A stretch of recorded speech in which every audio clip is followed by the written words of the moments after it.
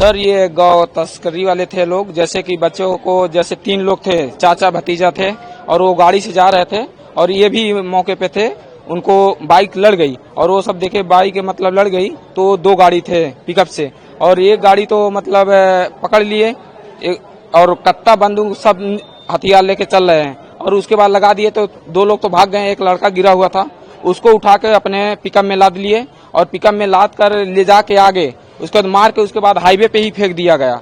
और जब बच्चों को उठा के लेके गए, मतलब बच्चे जब दोनों लोग चिल्लाने लगे, उसके बाद तो गांव वाले घेरे आगे से, तो पिकअप वाला एक पीछे मोड़ना, तो उसका गाड़ी फंस गया। जब गाड़ी फंस गया तो वो कूद के भागने लगे, तो उसमें से एक व्यक्ति पकड़ाया, बाकी लोग नहीं पकड़ाए, और वो पता नहीं कहाँ गए। और उसके बाद गांव वाले लोग सब गाड़ी फूंक दिए और उसको हॉस्पिटल में भर्ती कर दिया गया, मेडिकल का। रास्ता वगैरह अभी आप लोगों ने जाम किया था? हाँ, मौके पे इसीलिए कि हमारा मतलब प्रशासन कोई सुनवाई नहीं हो रही थी, और सबसे मेन पिपराइज का भूमिका है कि गौ तस्करी के लिए पिपराइज इसमें सरासर जिम्मेदार है। इसमें बड़े लोगों का हाथ है, छोटे का नहीं, बड़े लोगों का, बड़े स्तर पे हो रही है, और ये पैसा ले रहे हैं और इनको तस्करी करा रहे हैं। तो क्या बातचीत हुई, क्या कुछ निष्कर्ष निकला? वो कि जैसे अंदर बातचीत हुआ है, जो अब ये नहीं बता पाएंगे हम क्या हुआ है, मतलब वो जो अपनी प्रस्ताव रखे थे उनकी मांग पूरी हुई है और वो इसीलिए रास्ता खाली किए हैं। मृतक हैं, आप क्या लगते हैं उनके? हम उनके गांव के हैं, मतलब बगल गिर हैं। हाँ, क्या नाम है आपका? राम शरण। नहीं, देखिए, एक दुखद घटना है और इसमें पुलिस द्वारा कठोर कार्रवाई की जा रही है। लगातार टीम्स काफी मूव कर रही हैं और जल्दी से जल्दी हम दोषियों के खिलाफ कठोर कार्रवाई कर लेंगे। इसके अलावा परिवार की जो भी अपनी डिमांड्स थी उनसे बात भी की गई है। उन्हें बताया गया है कि जो भी अनुमन्य धनराशि और सहायता धनराशि है उनको मिलेगी। इसके अलावा जितनी भी स्थानीय स्तर पे हम परिवार की मदद कर सकते हैं वो हमारी बात हुई है। जो उनकी स्थानीय समस्या और कुछ है उसका भी हम लोग निराकरण करवा के उनकी मदद करवाएंगे। अभी पहली प्रायोरिटी ये है कि हम पोस्टमार्टम करवा के मतलब शव का दाह संस्कार करवाएं, तो वो हम लोग करवाएंगे। उसके बाद परिवार के साथ पुनः बैठेंगे और उनकी जो भी मदद हो पाएगी वो सारी करवाएगी। नहीं, देखिए, अभी उन सबकी फॉर्मेलिटीज पूरी करवाई जा रही है और जहां जहां से भी जिस मद से अनुमन्य धनराशि मिल पाएगी वो डेफिनेटली हम लोग आरोप है कि पुलिस सहयोग नहीं की और नहीं, देखिए, अभी बातें सभी के द्वारा कई बातें की गई हैं, सभी लोगों ने अपना पक्ष रखा गया है, तो सभी को सभी बातें सुनी गई हैं। और एक बार पहली प्रायोरिटी ये है कि कम से कम जो दोषी लोग हैं उनको हम पकड़े, पूरी एनर्जी हमारी उसमें रहे। उसके अलावा फिर बाद में जहां पे भी जिस चीज की और जो लोगों ने बातें कही हैं उस पर भी गहनता से विचार करते हुए आगे की कार्रवाई की जाएगी। पहचान हुई है? नहीं, देखिए, अभी उसमें कई लोग हैं और मेरे ख्याल से कप्तान साहब ने उसके बारे में बाइट दी है और डिटेल्ड हम लोग जितने लोग और जो भी हमें सूचना प्राप्त होगी वो आपसे शेयर करेंगे। इलाज कहाँ चल रहा है? कप्तान साहब कहते हैं गाँव को इलाज करा रहे हैं, ये बात समझ नहीं आई।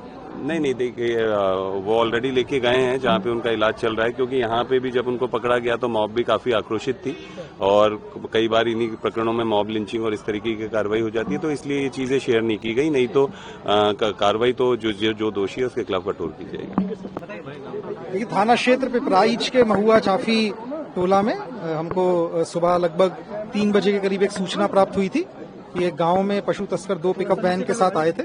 इसके क्रम में गांव के लोगों के द्वारा जब उनको चेस किया गया तो उनमें से एक गाड़ी जो है वहीं पे गांव में फंस गई थी, जिसके लोग वहां से भाग निकले, और दूसरी जो गाड़ी है उसको गांव के एक युवक के द्वारा चेस किया गया, जो कि उस गाड़ी पे जो भी तस्कर थे उन्होंने उसको अपने साथ ले लिया और ले जाकर के आगे पिकअप से धक्का दे दिया, जिससे उसके सर पे चोट आई है। और जो प्रथम दृष्टया देख करके बॉडी को समझ में आ रहा है, सर के पीछे उसके चोट लगी है सड़क पे गिरने से, जिसकी वजह से उसकी मृत्यु हो गई है। इस संबंध में परिवार से बात हुई है। परिवार के द्वारा जो तहरीर दी गई है उसमें सुसंगत धाराओं में मुकदमा पंजीकृत कर बॉडी का पंचायतनामा व पीएम की कार्रवाई की जा रही है। पीएम में जो भी आगे चीज आएगी आप लोगों को अवगत करवाया जाएगा। कुछ लोगों के द्वारा इसमें चलाया गया था कि फायर आर्म इंजरी है। अभी तक प्रथम दृष्टया बॉडी को मेरे द्वारा भी देखा गया, चोटों को देखा गया, उसमें कोई फायर आर्म इंजरी अभी सामने नहीं आई है। और हम लोग इसमें जो भी पीएम रिपोर्ट आएगी उसमें जो भी तथ्य आएंगे आप लोगों के साथ शेयर करेंगे। जो भी हमारे अभियुक्त थे जो कि इसमें आ रहे थे उन सबकी पहचान करके उन सबके लिए हमारी 5 टीमें इस समय लगी हुई हैं। उनके जहां जहां के वो रहने वाले थे उन क्षेत्रों में हमारे द्वारा टीमों को भेज दिया गया है। सबकी गिरफ्तारी के लिए तत्काल हमारी टीम लगी है। हमको उम्मीद है कि जल्द ही इनकी गिरफ्तारी कर ली जाएगी। पुलिस के लोग भी कुछ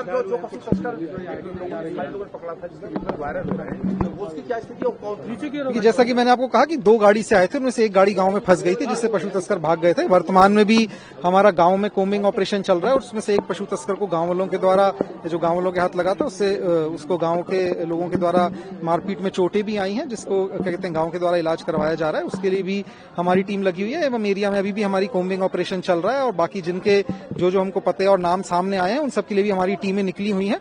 हमारी 5 टीमें इस केस में काम कर रही हैं और अभी परिवार से बात करके हम जो इसमें अग्रिम विधिक कार्रवाई है वो प्रचलित है, जो भी आगे प्रगति होगी आप लोगों को अवगत करवाया जाएगा। जी, रात को जैसा मैंने आपको बताया कि गांव वालों के द्वारा जिसे युवक को मारा जा रहा था, उसी क्रम में पुलिसकर्मी भी जो वहां पे गए थे, तो उस युवक के ऊपर चलाए जाने वाला कुछ पत्थर एक उनमें से हमारे पुलिसकर्मी को भी लगा है, जिनका इलाज करवाया जा रहा है और आगे जो भी हमारी टीम्स हैं उनमें उनके अतिरिक्त जो भी हमारे पुलिसकर्मी हैं उनको लगाया गया है। मांग क्या है? परिवार की जो भी अभियुक्त हैं उन सबको गिरफ्तार करके उनके खिलाफ कठोरतम सजा कराते हुए माननीय न्यायालय में उनको सजा दिलाने की वो मांग की गई है और बाकी जो भी परिवार के द्वारा डिमांड दी गई है, जो भी परिवार के द्वारा बताया जा रहा है, उनका मेनली इसमें सख्त एक्शन को लेकर के वो है कि जो भी दोषी हैं उनके खिलाफ कठोर कार्रवाई की जाए और इसमें निश्चित रूप से जैसे ही दोषी पकड़े जाते हैं, क्योंकि हमारे पास काफी इसमें आई विटनेस भी हैं, तो उन सबको लेकर के निश्चित रूप से इसमें कड़ी कार्रवाई पुलिस के द्वारा की जाएगी। देखिए, हम उत्तर प्रदेश जीरो टॉलरेंस की नीति पर काम कर रही है। ऐसे जितने भी अवैध अपराधी प्रवृत्ति के लोग होंगे वो सब चिन्हित किए जा रहे हैं और एक एक सजा हो गई। पहले ये एजेंसियां संरक्षण प्राप्त हुआ करती थी, इसलिए ऐसे लोग मनोबल हुआ। लंबे समय से इनका गिरोह काम कर रहा था।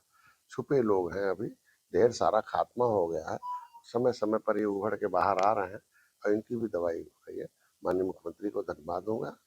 जब भी कोई भी मामला आता तुरंत संज्ञान लेते हैं और संज्ञान होने पर जांच और जांच त्वरित जांच, कम से कम समय में जांच और जितना बड़ा अपराध उतनी बड़ी सजा, चाहे वो कितना सुरक्षादार हो, ये आज के दिन में होगा और सब एक एक चिन्हित किए जाएंगे, एक एक को जेल में जाए। आगे ऐसी घटना न हो, इसके लिए हम लोग भी काम